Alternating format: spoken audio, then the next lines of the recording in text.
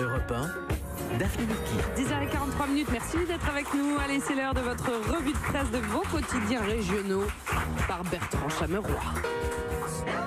Bonjour la France.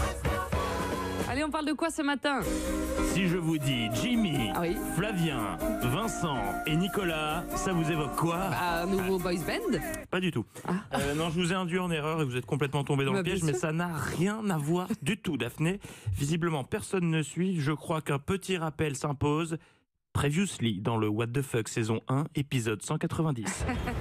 Vendredi 18 mai 2018, je vous dévoilais le projet fou de Jimmy, Flavien, Vincent et Nicolas. Ces 4 potes originaires du vignoble nantais, déçus d'apprendre que certaines pizzerias chez Mario sont en réalité tenues par des Jean-Pierre, se sont lancés un défi. Parcourir 2000 km en mobilette pour aller déguster une vraie bonne pizza en Italie. Temps imparti, 1 semaine, pas plus, en empruntant les petites routes pour éviter les camions.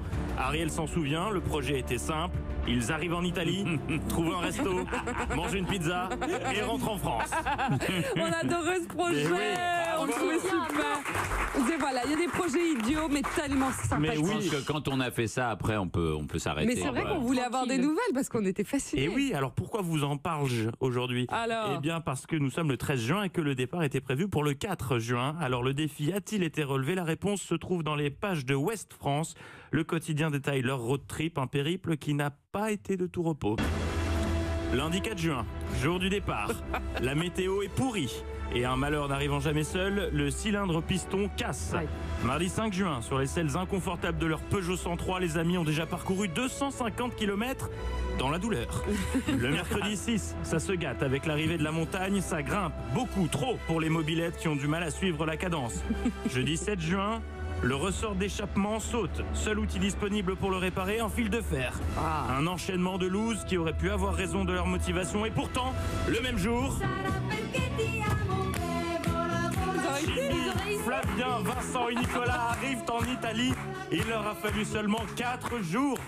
On a eu toutes les meilleures chansons italiennes C'était aujourd'hui. le maxi best-of. Une fois sur place, quand J'ai il envie de fait... sauter dans une carbonara. Donc ils ont battu le record. Une fois sur place, quand il fait Matou, eh bien, comme prévu, ils ont mangé une pizza. ils ont cherché un resto, mangé une pizza et sont rentrés en France. Eh ben, la question que tout le monde se pose, parce que c'était leur but, est-ce qu'elles étaient bonnes ces pizzas? Elles étaient excellentes. Et pourquoi? Car préparées par un vrai Italien dans une vraie pizzeria. Les amis les ont dégustées dans un ancien poste de douane avant de repartir. Et ce que retient surtout la C'est tellement bande... rare un vrai Italien, c'est vrai. Ah oui, c'est un vrai, parce qu'il y a de la contrefaçon. oui, bien on voit sûr. tous les jours, là, c'était un vrai Italien. Ah oui, il y a des régions où on produit des faux Italiens à Oui, oui, gogo. il faut être très vigilant. Avec hein. des fausses filles. On le remarque pas tout de suite, le faux italien. Donc les amis les ont dégustés dans un ancien poste de douane avant de repartir. Et ce qu'ils retiennent surtout, c'est la solidarité et l'entraide qui a ponctué leur road trip au cours de leur défi. Ils ont été invités à déjeuner ou dîner plusieurs fois par des inconnus. Certains leur ont dégoté des lieux pour faire sécher leurs vêtements ou leur ont proposé de dormir chez eux dans des lits confortables. Invitation qu'ils ont déclinée.